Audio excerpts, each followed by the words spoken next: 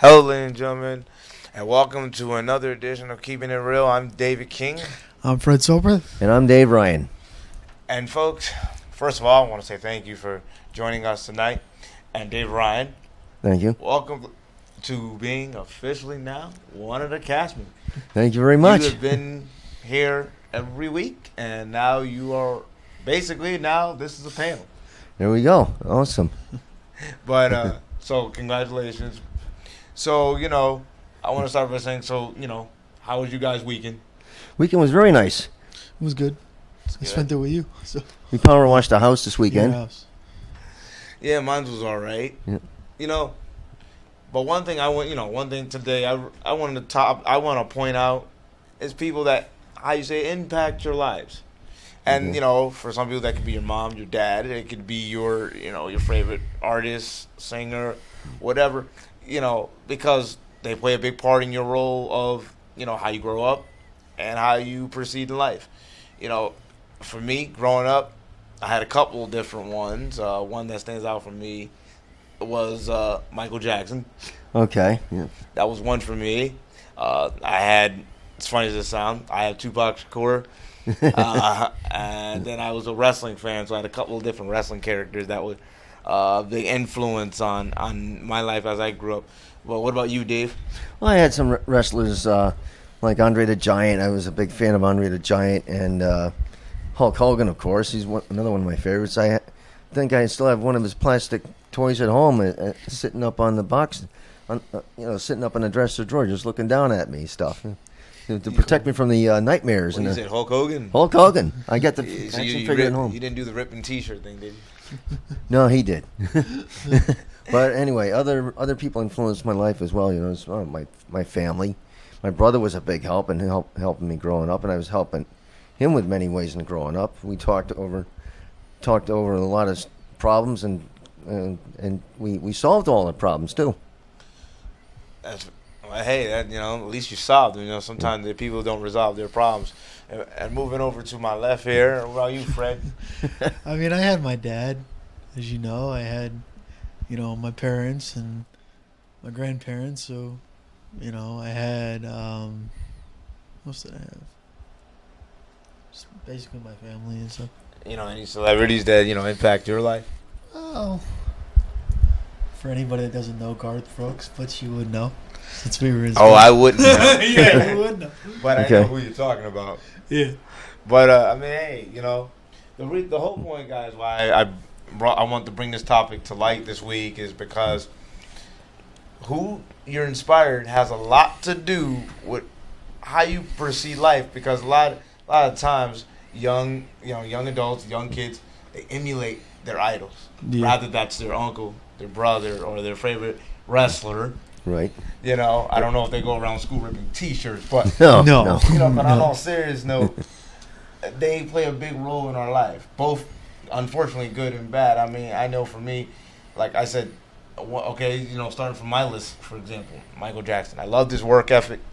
Not to be funny, he was I was admired by him as an African American who worked very hard and accomplished success when he grew up in a time where it wasn't quite known for a black man to really become that big, and he worked hard at it, and he was really good at it. And to me, he inspired me that it's okay to be different. Everybody else wore a suit, he wore like a Captain Crunch jacket, and right. You would know it's him. But, he had his own type of costumes. And he made it cool, just with basically saying just be yourself. That was one of the reasons why I didn't want to emulate him, but he was a big inspiration to me. Just one of my guys of inspiration. Like, my other one, Tupac Shakur, I know he has sort of a bad rep. But right. I think that I emulate from him, he always spoke truth. He was never afraid to tell you how he felt about whatever was going on in his life or his community. And, that was one of my inspirers to have that voice and speak up. Yeah, he must have really been a very big influence on you. Well, obviously, it was a good influence. Yeah, I'm not going to keep it real. Yeah. Yes, and growing up in poverty, he rose above it. He rose above it and very attached to those who were living in it. Right. Right. So that played a big part to me and my wrestlers. Well, they were always like, I always liked the guy who was the smaller one of all the guys, because, and then for them to do the impossible and win the heavyweight championship was like cool, because it felt like in life, well, no matter how much you can do this better than me, or you may get it faster or whatever. Right. If I keep working hard and never quit, I too will one day see that championship, rather than be getting a job as my version of a championship or driving or whatever. It kind of drives me, and as you know, me being a diehard wrestling fan, as you know, Yeah. I really feel, some of the story to it. Yeah. But that was just some of mine. I know for a lot of kids it's all different. Guys, you got different movie stars and different rappers. I mean, for family, I didn't have much family that, that I wanted to idolize growing up.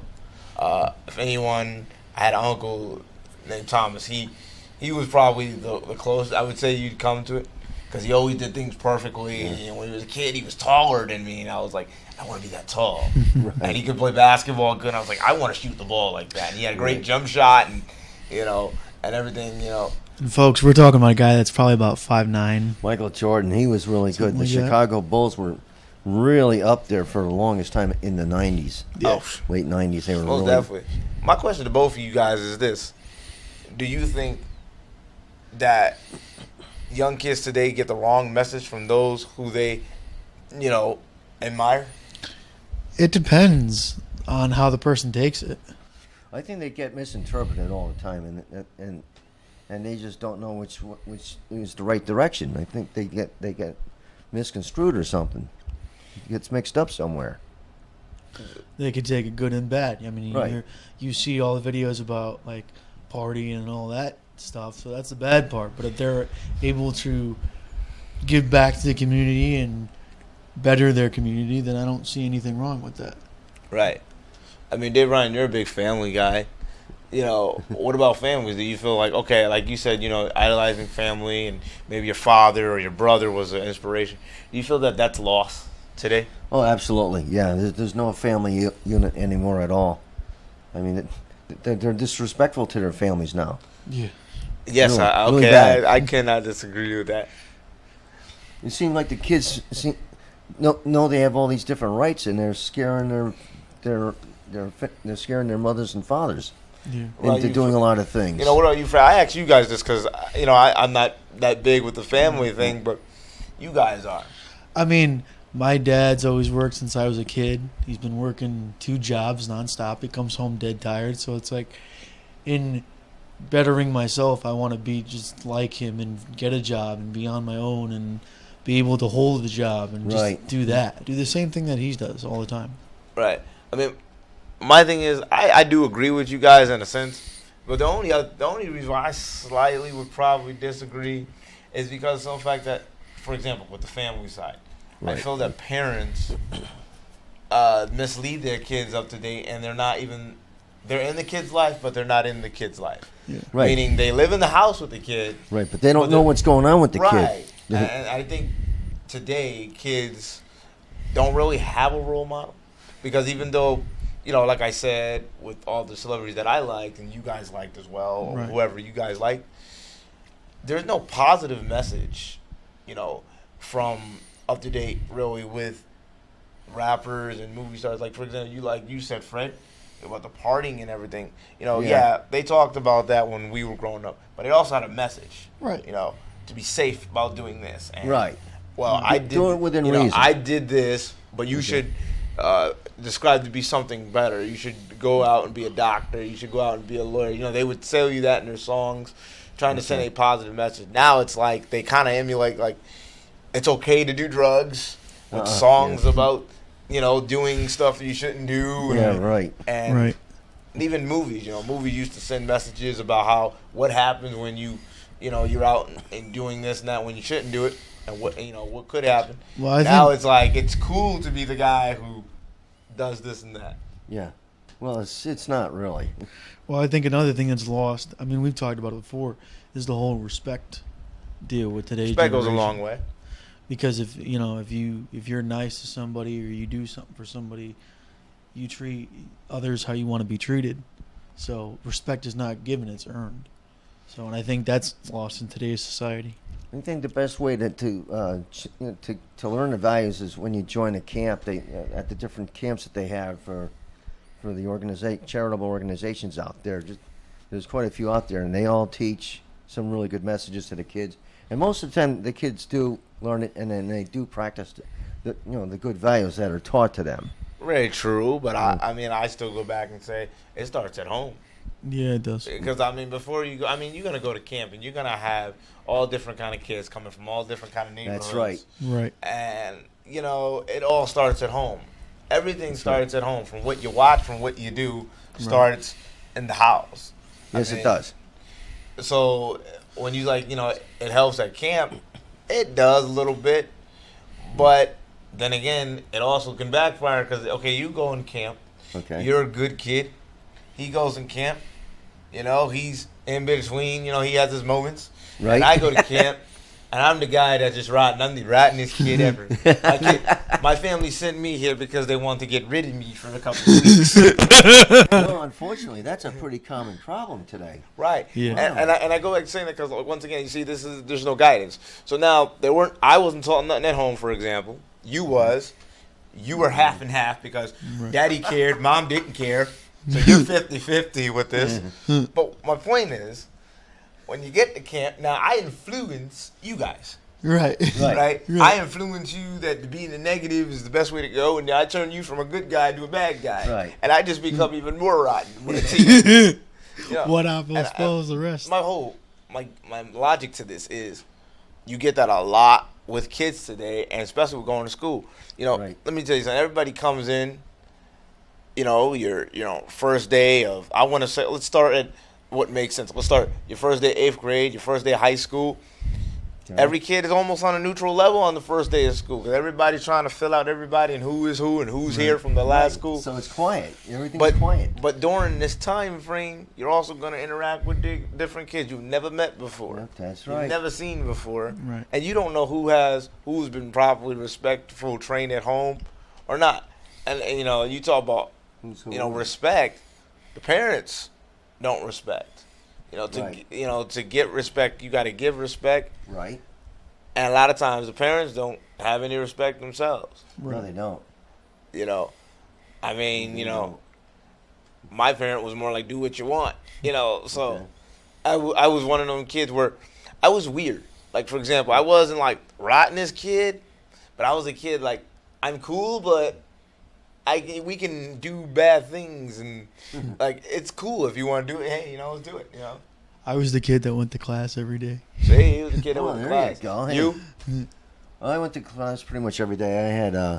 I had really good transportation. Always had a ride to school, no matter what. Well, so you guys might not want to hang with me then. I was a kid that went to school but didn't go to school. Okay. I was in the building. I just wasn't in the school. I think I did that once with a friend of mine. If you don't go to homeroom, you technically wasn't there. Right. So I was there, but not there. Yeah, my friend and I, we skipped the whole day at school, which was the stupidest thing we'd ever done. We played guitars all day. Yeah. It was a fun day. That was the only time we did it once. That was it. Never again. My thing is, I see a lot of kids nowadays, they don't want to emulate somebody that's successful. The negative with any rapper is what they're talking about, yes, for example. But the positive is right in front of your face, but they don't have to say it, is this. Now, I don't know if you guys can relate. Maybe you could, Fred. You can rap about living in poverty. Yeah. But tell me this. Name one rapper that lives right next to you in poverty. Not a lot. None. None. There's not one because 50 Cent don't live nowhere in my neighborhood. Neither does Eminem. Right. But he came from it. I didn't say I didn't say they didn't come from it. The positive to what they do is that they were able to realize they have a talent, and I could turn that negative where I came from to positive. Okay. Because they want better for their kids and their family. You're not gonna see Eminem living in my neighborhood. Maybe your neighborhood, but I know definitely not mine. And you got a lot of kids today. They rather idolize a person who's doing drugs on the corner than idolizing somebody like a doctor. I don't know. The bad boy image has always been a real attraction I mean, the bad boy image is cool for guys, but let's not forget the girls. That the bad boy attraction has been a thing before I was born. Me too, absolutely. Beginning of time. Exactly, beginning of time, and the whole rather that's riding motorcycles like in the movie Grease. Yep. Right. But in the movie, for example, brought that up. In the movie, they're a gang.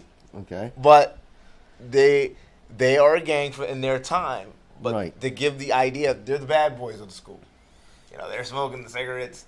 They're skipping the class. They're riding the bikes. But that's why in the movie they're like the ones who got all the girls because they did saying that the bad boy was the coolest thing, but it's never changed since then. Yeah. The bad boy is still what girls want to be. I mean, they're just dressed different. That's all. Right. Do you feel that the bad girl? You ever was attracted to the bad girls? Not that I know of. No. You see, because the bad boys turn the good girls into bad girls, right? And vice versa. Us guys, we like the bad girl. She's not scared of danger, kind of like Barney and Clyde. Right. Yeah. She's not scared to be Bonnie. It's an element of curiosity, is what it is. Right. Element of curiosity. But you can't date the girl because she with the bad guy, but you might like beat you her up.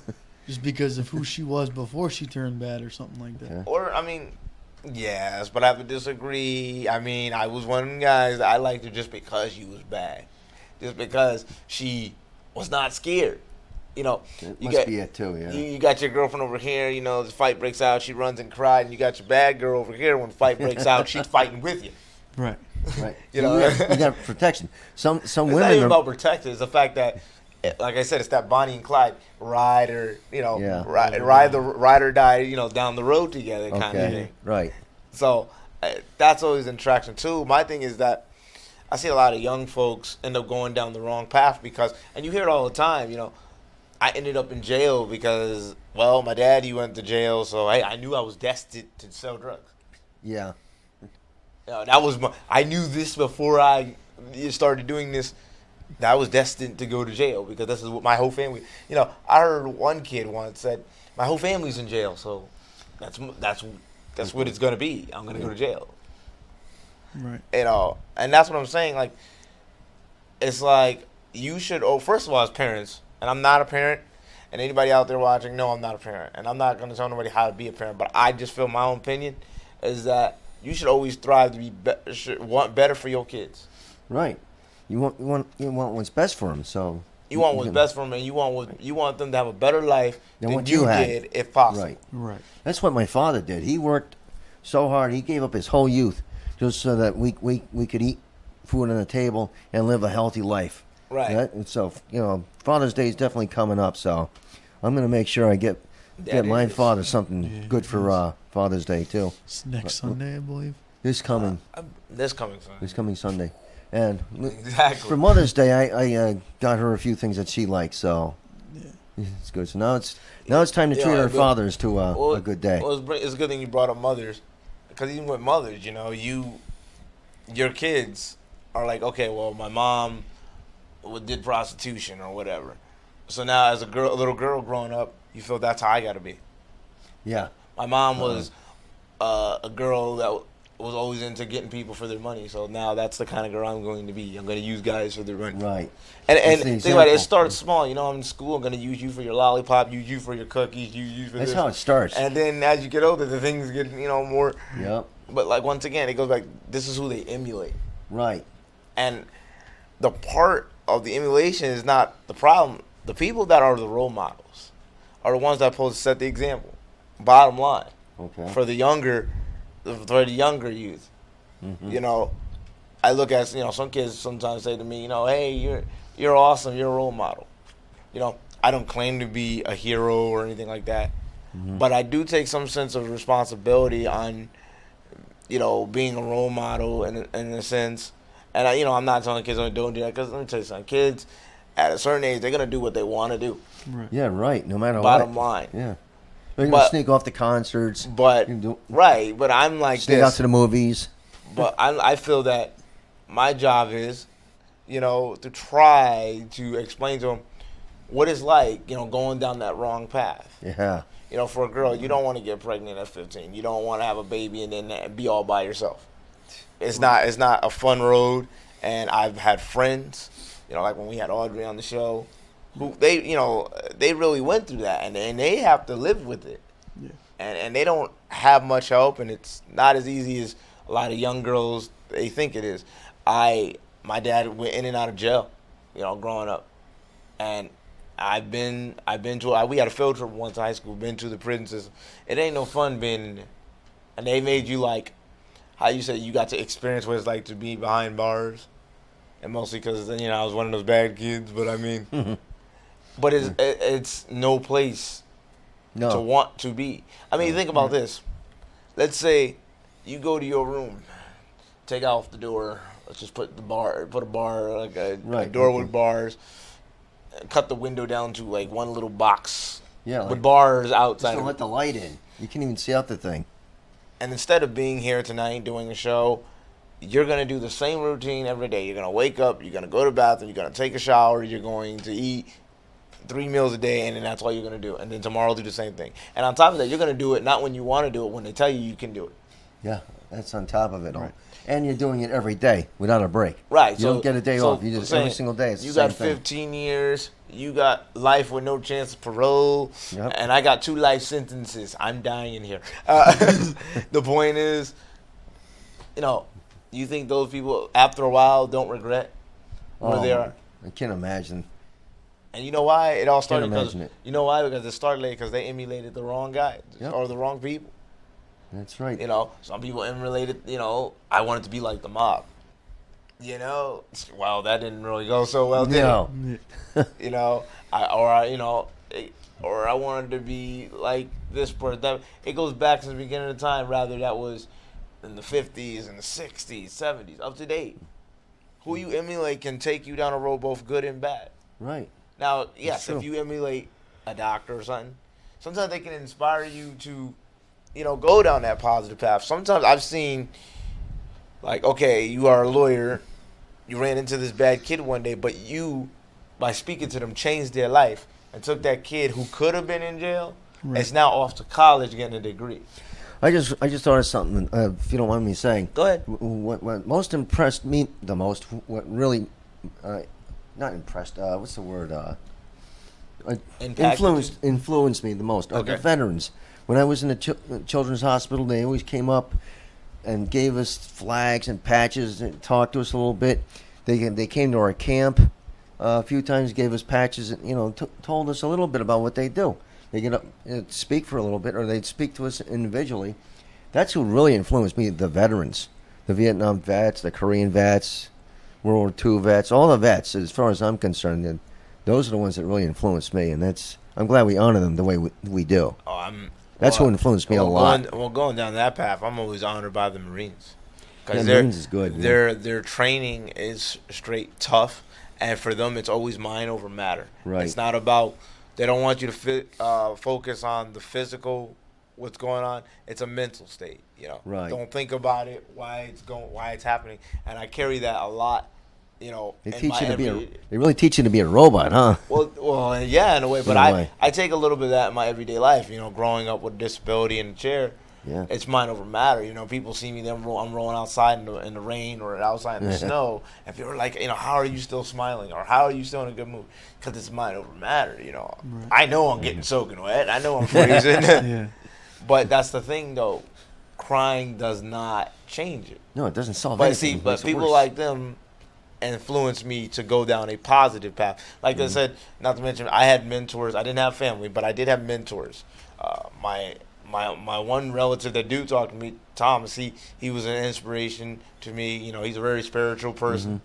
You know, I'm not as spiritual as I should be, but he is very positive in my life. You know, my mentor, John Steves, he's in a wheelchair like myself, and I met him when he was 30-something now. Now he's like, you know, I don't know, older than that, but he's always inspired me because he showed that you can be a success and be in a wheelchair, and he has 3 kids, and he takes care of 3 kids, and he's a single father in a wheelchair doing it. So he always, you know, inspires me what he does every day, and, you know, and how he does it. So those are just some of the people that inspire me, just that keeps me driven every day. And now I'm kind of in the same light in a different format, because now I see kids that are disabled or non-disabled or younger than me. They're inspired just because they see me go to work every day, and I may push 20 blocks, and they're like, "You're an inspiration, man." And I'm like, good. I don't feel like I'm an inspiration, but I guess to them I am. You know, like I said way back in the beginning when I first started doing this. You know, a kid, you know, he went from getting straight F's. Now he's practically graduated from high school, and he works with me at the sports arena that I work at. And you know, I took him from being a kid who could have been in jail in a wheelchair, right, to now doing something positive with his life. And you know, I'm proud of myself, and I'm proud of him even more. You know, for wanting to make that change. Because at the end of the day, change starts with you. You know, like Michael would say. You know, you gotta look at the man in the mirror. That's it, the man in the mirror. And you gotta make that change. And the bottom line is, you can't make nobody change. You can only give them, you know, and open the door for them. But if they choose to go through it, is up to them. Right. You know, what I like doing, too, is inspiring people without even trying. One example was recently at my church. We had a volunteer work day. I got assigned to doing windows, and I found a way to get to the top of the windows, so I got most of them done. And the maintenance guy was totally inspired. He couldn't help but tell me how happy he was and how shocked he was that I was able to get those windows washed, you know, for the church. So he says, "You have no idea how much you inspired me." I said, "That's super." I said, "That's what I like to do." I wasn't even trying, just doing my thing, and that's it. It's great to inspire people without even trying. Sometimes it just happens to work out that way. I mean, Fred, what about you, man? I mean, we're coming to the end. We're coming close to the end of the show, and you know, I mean, as far as vets go, I've always admired the Air Force because my grandfather's been part of the Air Force. So to see them fly a jet, plane is, you know, one of my favorite things that I hope I get to do before I die. Well, I don't know about that, but you know, guys, we're coming up to the end of the show. Any last final words about our topic today? Dave, we'll start with you. Well, I'll tell you what, it's somebody's always inspiring me throughout the day. You know, at least there's one person I could pick out every day that's inspiring me, or maybe more. And that's basically what I've got to say about that. And Fred? Well, my influence in my life has always been my father.